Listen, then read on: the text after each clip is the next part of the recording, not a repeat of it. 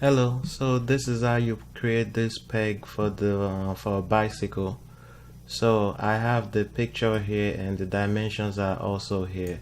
So I'm going to be using these dimensions to make it.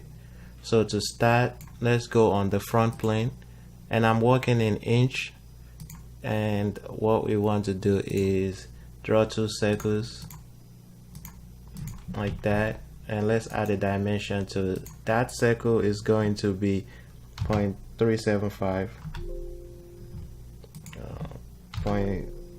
Let me turn on my number card. 0.375, and the other dimension is going to be 1.75. So we have 0.375 and 1.75. Then we are going to extrude it in the other direction, and we are going to extrude it 4.5, which is the dimension we see right here. So the smaller circle is 0.375, 1.75, 4.5. So we are going to extrude it 4.5. Then now we'll click on this face. So let me just go. So if I go, this is the front plane. The front plane is over here. So you want to click on this face and draw a sketch, and normal to draw another circle and add a dimension to it. This circle is going to be 1.5, and we are going to extrude cut, and extrude cut is going to be 4.35, and click OK. So I should have something like that. So the next thing we want to do is add a fillet. So fillet on this face, on that edge, is going to be, I just make it 0.025 and click OK, and add another fillet on this edge, and that is going to be 0.075 and click OK. So that's pretty much how you make that part, but we can also add the details to it. So on this top face, sketch and draw a circle, or you can just click this outside edge and click convert entity to convert that the diameter of that sketch on this face. And now what we want to do is go to helix, not ellipse, sorry, helix, and you want to reverse the direction, and we are going to change this to height and revolution, and the height is going to be 4 and the revolution is going to be 0.5, and the start time is 180 and it's going to be going clockwise. So that's what you need. You click OK. So look at that, click OK. And the next thing we are going to do is on that face again, let's draw another sketch and normal to, and we're just going to draw a center rectangle over here, and it's going to be 0.025 and 0.025. So we have something like that. Then we click the center point of that rectangle and click our helix, and you should get the pierce and pierce it. So we have that. Click OK, and maybe I'm going to have to move this down a little bit so it's out of the way. So I'm going to exit that sketch, and the next thing we're going to do is feature, sweep cut. That profile, we want to sweep it around this part, and click OK. So we have that, and I'm just going to hide that helix.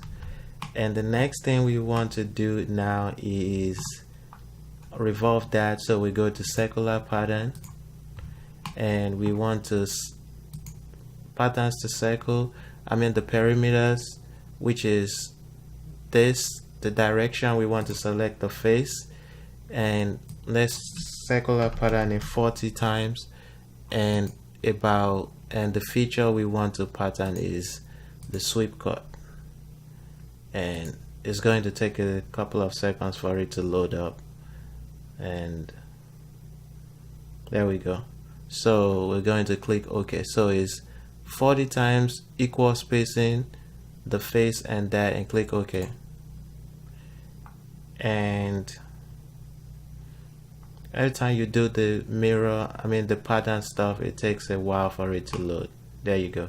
So the next thing we want to do now is just mirror it over. So we're going to make sure you're on the right, click the right plane, or you can go into your mirror, the mirror plane, select the right plane, features to mirror the circular pattern, and click OK. So once you have that, once your part is done loading, and the only thing we need to do now is, if I go into my if I just go into my perspective mode, and I can change this to perspective, and as you can see, it looks just like that. And another thing we can do is, on this back face, we can add the text to it. So we just click on that face, sketch, and we go normal to, we'll click on the text over here, and we are going to type this in. So in caps, in this space, we're just going to type in type in 3, and we're just going to press space down, and enter, and you can space it out a little bit, press the space bar key a little bit, and type in your bicycle at the bottom of it.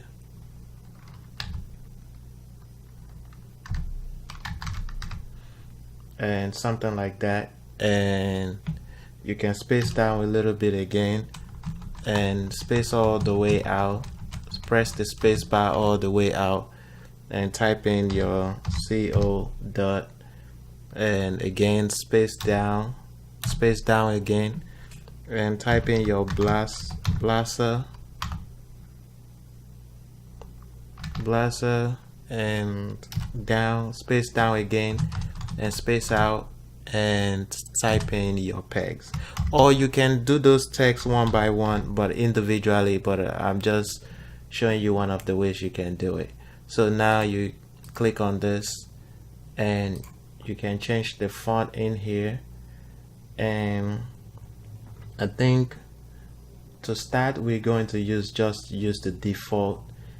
And when you click over here, while you're still in that text mode, when you click somewhere over here, anywhere you click, it places the text over there. So you can let me give it a couple of seconds to load. Yeah, so that looks good. So I just click over there, it looks good over there, and I'm just going to leave it that way. But if you want to change your font, you do it in here. You can adjust the font in here and the size. I'm just going to use the default and exit out of it, and exit out of that sketch. While that sketch is still selected, I'm going to select my wrap tool and the scribe, and I want to scribe it on this face, and I'll click OK. And it should take a couple of seconds to load. There we go. So now we are done. We pretty much have everything, and the only thing we need to do now is just add an appearance to it. So we are going to go into the where's the paint? Right here, the paint. Let's try the car paint, and I'm just going to close this out, and I'm going to add the black to it, and click OK. And for this back part, I'm going back to that car paint, the white, and I'm going to add the white to that face, not this face. Let me backspace. I should have zoomed in. So what I did is just backspace, and I'm going to re-add my material. So I'm going to just add my material, the black, to that part, and then the next thing, and I'm just going to zoom in and add this white to that face, and I want to make sure it's on that face. Click OK. So what we can do now is under this appearance, and you edit the appearance, right click, edit the appearance, and you can just select all that face you want to make white. So there's that. I know it's a little bit tedious, but and we just add it to the down here. There, that, this one, and that one, and click OK. And if I go to my mode, and I can change this to perspective, and that is that part. Anyway, thank you, and if you have any questions, please feel free to let me know, and I will see you in the next tutorial. Bye.